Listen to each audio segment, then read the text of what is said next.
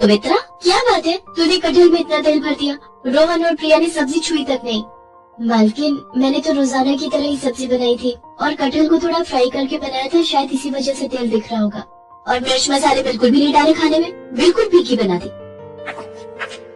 ओ सुमित्रा, बात सुन, इसकी बातों को मत सुना कर। तेरे हाथ की सब्जियाँ बहुत स्वादिष्ट होती हैं। अभी बहू को पका पकाया मिल जाता है ना, इसीलिए उसे काम वालियों की कदर नहीं। जिस दिन तू कभी ना आए, एक फुल्का बनाने भी रसोई में नहीं घुसती। सब खाना बाजार से ऑर्डर होता है। अच्छा सुन, भिंडी की सब्जी रखी है। कल रात ये सब खाना खाने होटल चले गए, किसी ने सब्जी छुई तक नहीं। वैसे क्या बात है, तू थोड़ी परेशान लग रही है। अब तेरे आदमी की तबीयत कैसी है?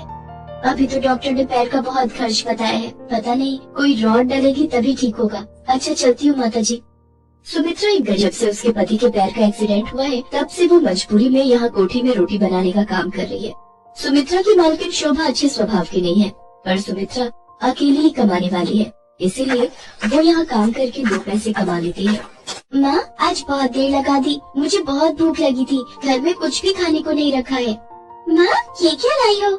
ये मैं भिंडी की सब्जी लाई हूँ। तुम्हें भिंडी पसंद है ना? मैं अभी तुम दोनों के लिए और तुम्हारे पापा के लिए रोटी सेक देती हूँ, फिर गरम गरम रोटी भिंडी के साथ खाना।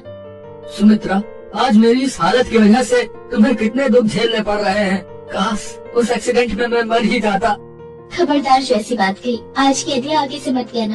अरे तुम ही तो मेरा संसार हो, तुम्हारे बिना तो हम तीनों नहीं रह सकते। देखना, एक दिन तुम जरूर ठीक हो जाओगे। सुमित्रा बहुत हिम्मत वाली थी, वो अपने पति को हमेशा हिम्मत देती रहती थी। पर एक दिन सुमित्रा की हिम्मत खुद ही टूट गई, जब उसकी मालकिन ने अचानक से उसे नौकरी से निकाल दिया। पर मालकिन, कोई कमी है तो वो बता दो, मैं वो दूर कर दूंगी। ऐसे अचानक से आप मुझे नौकरी से निकाल दो कि मेरे पास कोई और घर भी नहीं है काम करने का, मेरा बहुत नुकसान हो जाएगा मालकिन। अरे शोभा, एक बार सोच ले, अगली बेचारी को कितने समय से तूने काम पर रखा हुआ है और अचानक से तू इसे निकाल रही है। इसका पति वैसे ही बीमार है, घर में 2 छोटी छोटी बच्चियां भी हैं। ऐसे किसी के पेट पर लात क्यों मार रही है? माँ जी, आप चुप रहिए, आपको ज्यादा पता है या मुझे पता है इस घर का? सुमित्रा, मैंने तुम्हारा हिसाब कर दिया है, ये तुम्हारे इस महीने के 2 दिन आई हो, तुम ये 2 दिन के रुपए ले जाओ, कल से मत आना। सुमित्रा रोती हुई घर चली जाती है। घर पहुँचकर वो अपने पति को सारी बात कहती है। वो भी ये सब सुनकर बहुत परेशान हो जाता है। अचानक से सुमित्रा को कौन काम देगा? हर कोई एकदम से विश्वास भी नहीं करता, और वो भी एक रोटी बनाने वाली पर।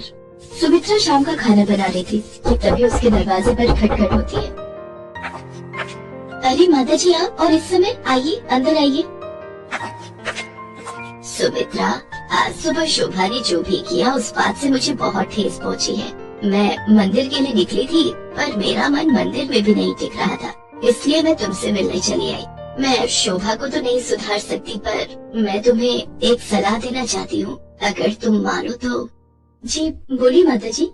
सुमित्रा, ये 10,000 रुपए रख ले और इनसे खुद का कोई खाने का ठेला लगा ले। वैसे तू छोले भटूरे बहुत ही अच्छे बनाती है, अगर तू चाहे तो छोले भटूरे का ठेला शुरू कर सकती है। आजकल लोग छोले भटूरे खाना बहुत पसंद करते हैं, और आगे सर्दियों के दिन भी आ रहे हैं, तो तेरी अच्छी खासी बिक्री शुरू हो जाएगी।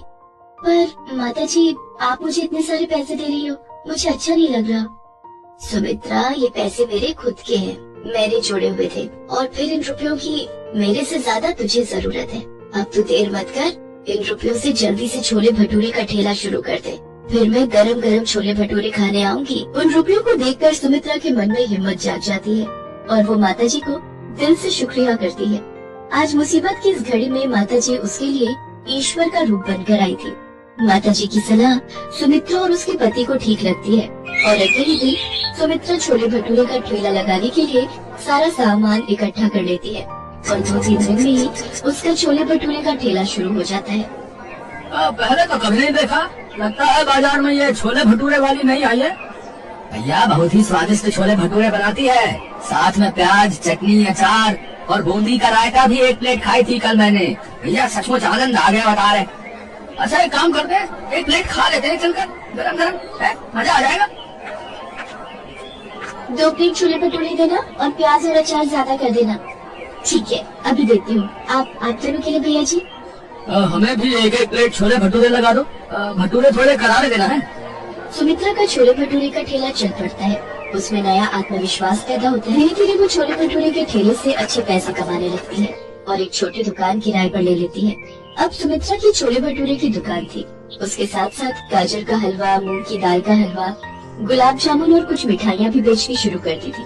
सुमित्रा ने काफी अच्छे पैसे कमा लिए थे। एक दिन वो माता जी से मिलने गई। नमस्ते मालकिन, वो माता जी से मिलना था।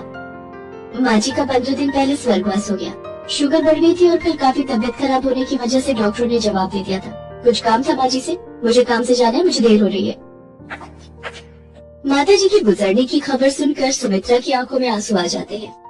आज उन्हीं के कारण उसके पास पैसे और काम था।